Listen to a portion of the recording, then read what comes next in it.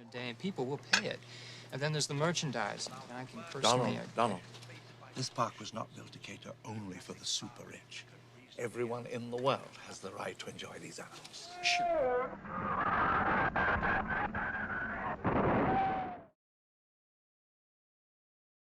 Yes! Mattel have officially unveiled the long-awaited John Hammond figure for their Jurassic World line. Oh no! It's a Comic-Con exclusive. But wait! You can pre-order one for yourself. Oh, never mind! In order to get the one you pre-ordered, you must present a photo ID, your Comic-Con badge, and order number to the Mattel booth at San Diego Comic-Con. That's right, everyone. Mattel has given us our first look at a John Hammond figure, the first time this iconic character has ever been officially created in toy form. What should be cause for a celebration, however, is quickly turning a lot of fans to anger. Me personally, I'm none too happy with the decision.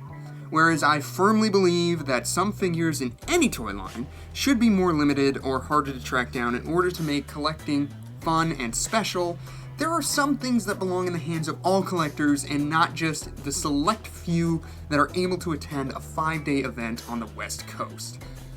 The figure itself looks great. They've captured the likeness of Attenborough's character perfectly, and the detail is incredibly meticulous. I mean, look at the cane. You can see the little mosquito in there. That's insane.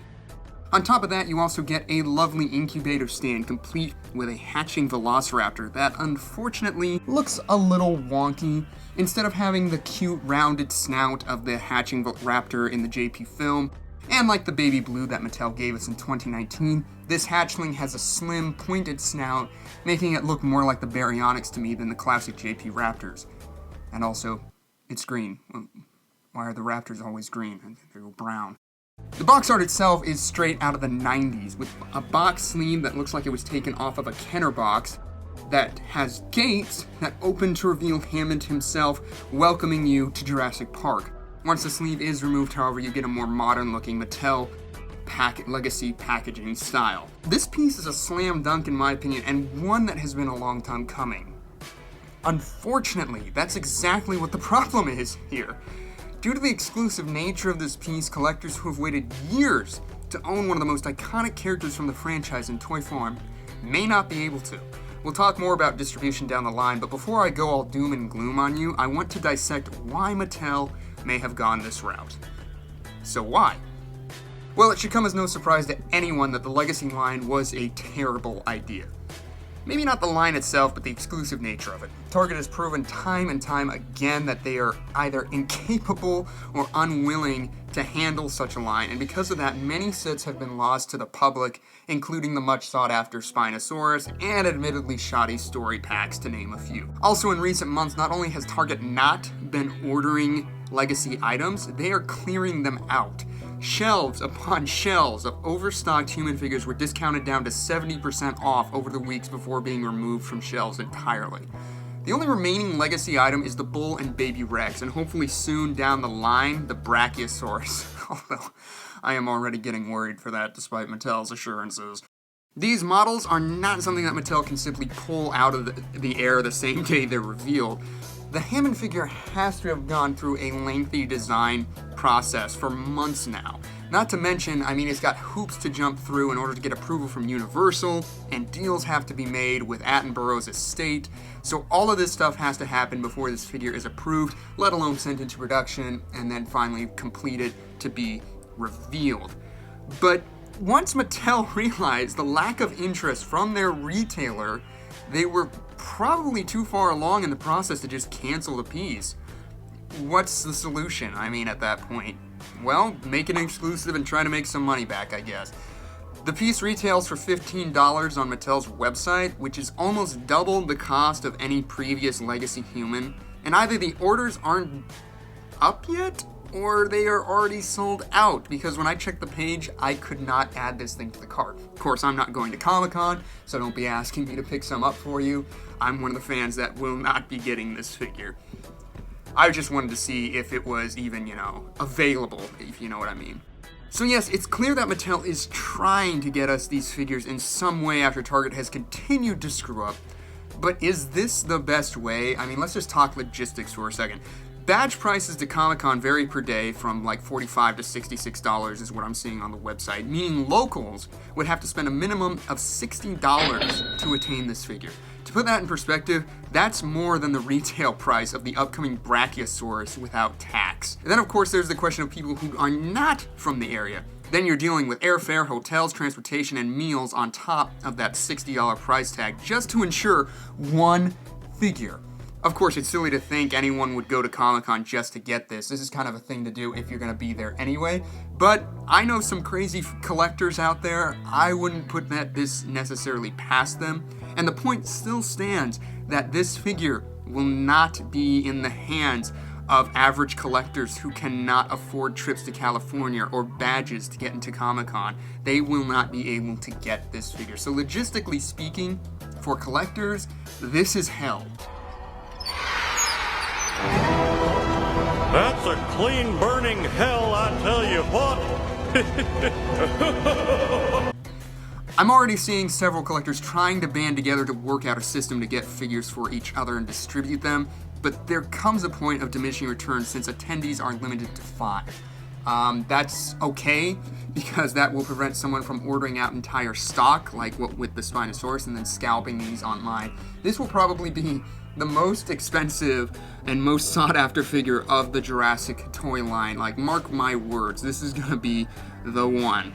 But, you know, I mean, if there are only so many people attending, so many fellow collectors attending, and they can only get so many figures each, I mean, there comes a point where not everyone can be helped.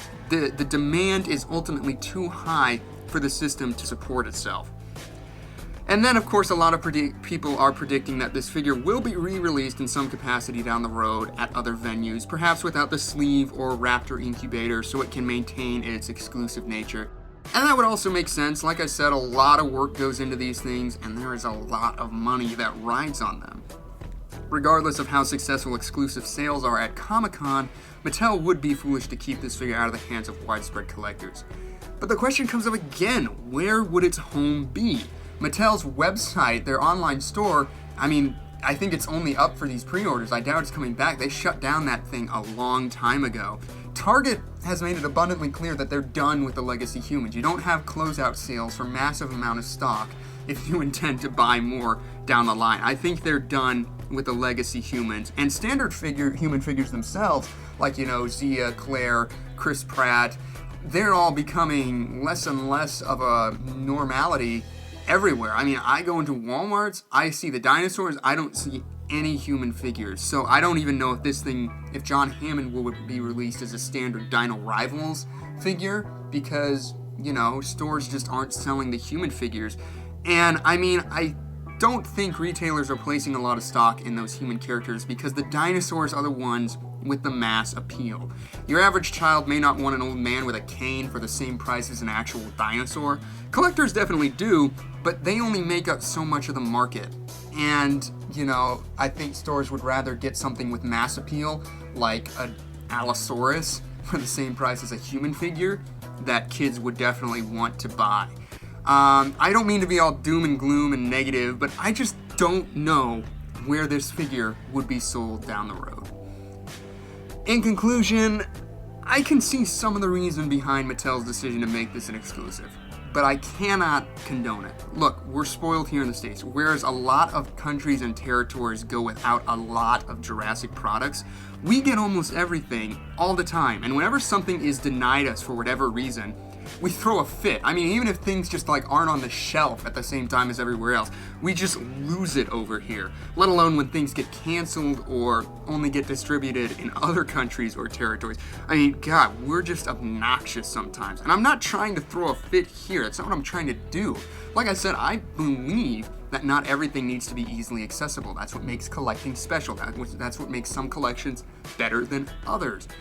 But I mean, a revered character of the franchise belongs in the hands of all fans, not just in the hands of the few that can attend this event. And I mean, mark my words, someone's gonna go for the 5, like they may only be able to get 5, but they're gonna get those 5 and they're going to scalp the hell out of these things. So, I mean, there's still room for scalping with that 5 limit, and that is unfortunate.